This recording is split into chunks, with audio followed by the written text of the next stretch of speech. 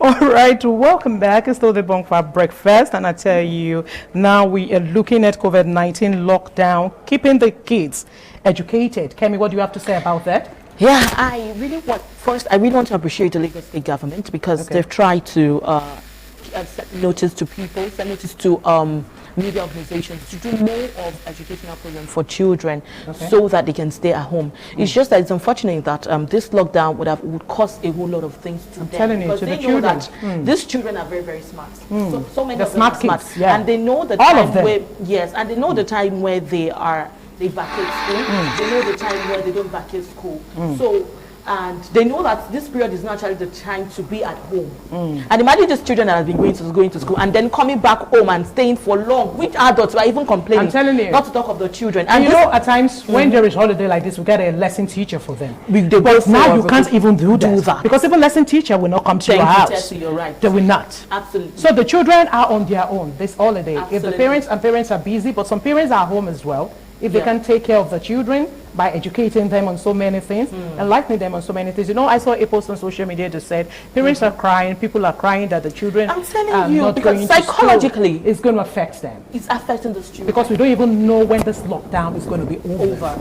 We don't know. It's not certain. That actually brings me to the Tomorrow fact is not certain. that actually brings me to the fact that I think our PHCN, Ikeja Core, all distributors, they actually have a role to play in this part. So Even for our data children, suppliers, data providers. yes, providers, The data for our providers. children, because this is their home and they need to watch the TV. Yeah. So now this COVID-19, we actually need to talk about how we can actually help these children to thrive, how we can help them to keep them intact. So when they go back to school, they don't feel different. They don't feel different. They don't like, oh, I've forgotten.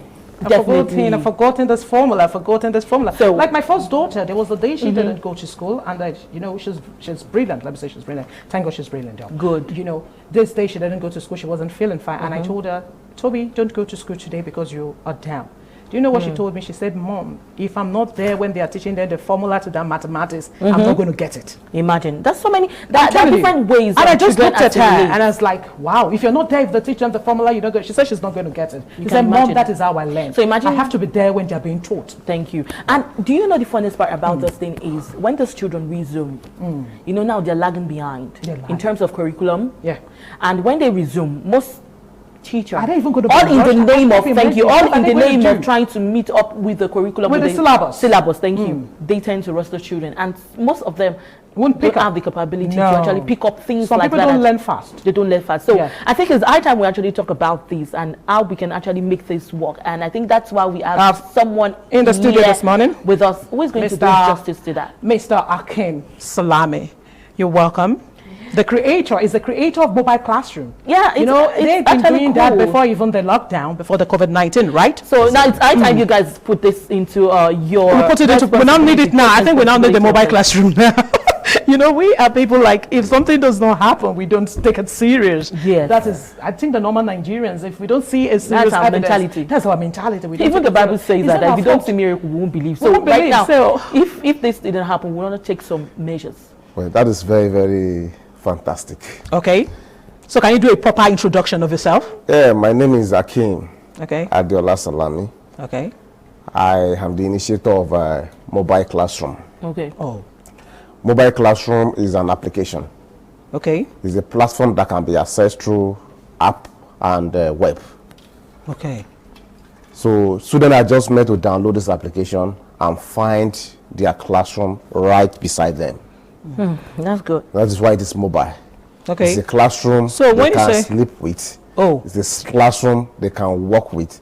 okay. It's a classroom they can access in their respective kitchen and apartments. Anywhere they find themselves. Anywhere they find can themselves. So how does this access it. mobile, how does it work? Are you not wondering how it works? Ah, They yes. have teachers Before- waiting for them online or Now, what? so this is how Okay, it works. Okay. It's a classroom where you just download Mobile Classroom from Play Store. Okay. Okay. Then you register with your email address. Okay. Then you are right in that classroom. Okay. You see different subjects and topics. You select it. Then the next thing you see it, the teacher will just pop up and begin to teach you. Teach. That's actually great. That's a great one. Before Tessie asked the question, I wanted to actually ask that what is actually the solution you're trying to create while you brought up that initiative? That initiative, yes. What solution are you trying to? Yes, now the solution is not just for this time. Yes, because will it's never been in exist. existence before this time. Now we can all appreciate the essence of digital education now, because most of our students are at I'm home. telling you, of which Nigerians are not And used the thought to. was not even for this. There has been some vacuums that were meant to be filled. So which were the reasons for creating this particular solution. Now there has been mass failure in public examinations. And one of the variables responsible for this is most of these students have different pace of assimilation. Assimilating, thank you. And this is not being taken care of in our schools. Yes. The teachers are meant to deliver certain syllabus and curriculum at a particular time. And most of these students do not have the same pace of learning. So in a situation whereby some of those students will define as dollars are not, maybe they need more time to take that topic for them to come along. But the school system does not accommodate such arrangement. But with this kind of device, as a student, I can take that lecture 1, 2, 3 times, even 10 times until I understand. Thank you. I'm not under pressure. That's actually That's a good it's one. a good A one. very good one. We are friend when we're trying to make call to the diaspora Nigerians to speak with Okay. Nigerians in diaspora. Yeah. One of our callers, which we spoke with in Ukraine, is actually presently doing his masters in Ukraine. He actually did his graduate normal degree and then BSc. Then I asked him that educational wise, what is he doing? How are they trying to help them? They are having online classes. Yes.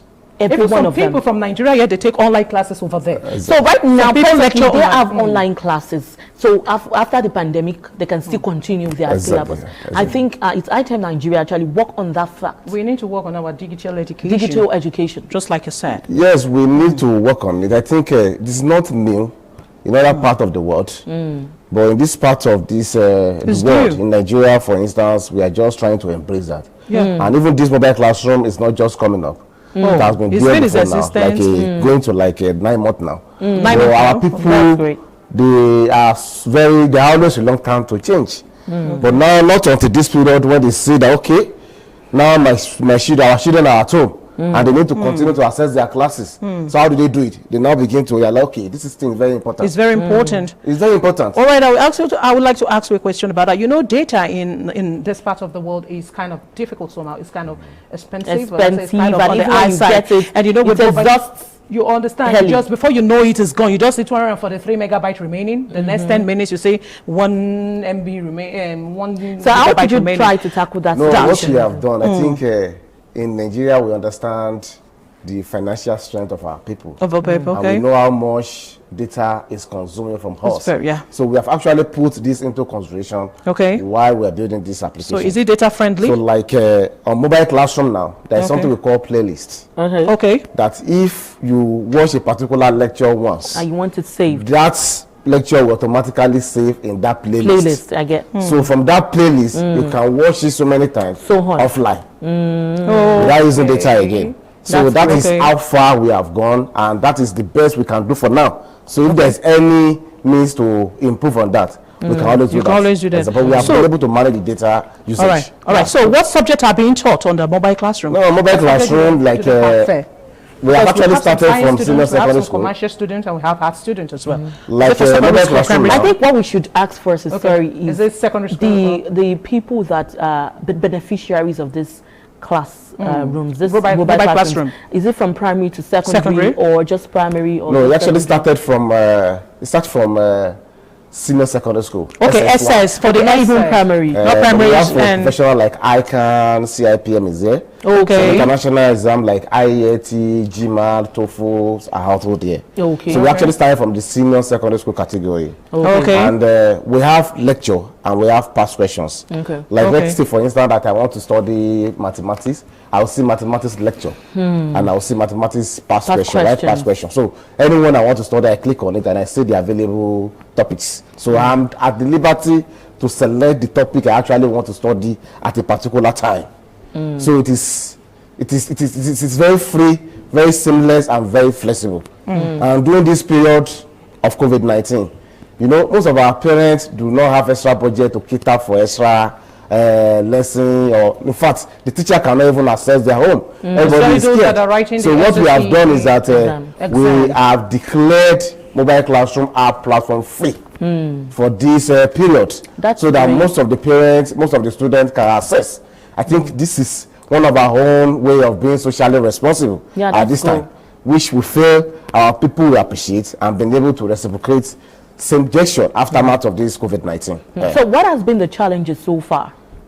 The challenges? The challenge is ordinarily in other parts of the world. Idea like this, we expected the government and some private organizations to have come around to partner. Possibly, as we have declared it free now, there can be a kind of partnership to sustain the free access even aftermath of COVID-19. If some government or even corporate organizations can actually come on board for partnership. So what we are actually saying is that there is no major challenge. In our own part, we have played our part, but only if there can be further alliance between us and some organizations or government, state government or federal level. So that, because the problem in Nigeria is most of our people, they are trying their best to give the best to their children when it comes to education. But the financial strength is not there. So if this thing is available and it's going to be of essential to our purpose, then there is a need for us to see a partnership with some private organizations in a way of extending the free access beyond this time. That is okay. Okay, now the access we have now, the free access to the application, is from when to when, or till the end of this? Well, we just hope that the period will not be longer than we have imagined. But for now, we have said for the period of this pandemic, we have declared it free. Of course, it has been very challenging because it's a huge investment on our part. Since we have declared it free, the media houses have reported it. Most of the students in thousands on daily basis have been using. So, and they are consuming that video more than our own expectation. So are you going to survive it? It is a real license. We are paying for the license. So the more video they are consuming, the more we are paying for this. But notwithstanding, we'll continue to try and let's see how far we can go. Well, you know, the total lockdown is not certain. We don't even have a certain date yet. We don't have a certain date for the total lockdown. Yes, no. So that is why but let's just see how it goes. We are still on it. As much as we can take care of the free license, we'll continue. But I think for now, it's still declared free. Okay, I think we have to let him go. Yeah, but I want to quickly ask him just a few questions, just a question different from the mobile classroom and all of those. Now, looking at our lockdown right now in Lagos, in Nigeria, Lagos, Ogun, FCT, Ogun starting by Friday. What can you say as regards that generally? Well, for safety, we have no choice than to embrace it because we need to look at what is happening in US, in Italy, in Spain, in UK. We need to observe these precautionary measures to the maximum level. If not, we will not be able to deter the spread of this virus. And the best way we could have done that is for us to stay at home. We need to stay safe. So I support the decision. But ordinarily, it's a global economic threat. Most of the businesses are down. And you know, the challenge is this. When there is no economic activities, you may not have the financial muscle to take care of that health requirement. Because your health facilities needs to be funded.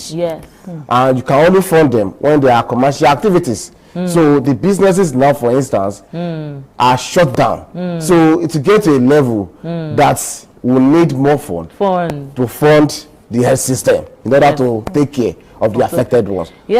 Thank you so much. Really appreciate it. Thank you so much, Mr. Akim, for coming. We appreciate you so much. All right, stop the bumper breakfast. We'll be back. Don't touch that tie. Don't go nowhere. We will be back.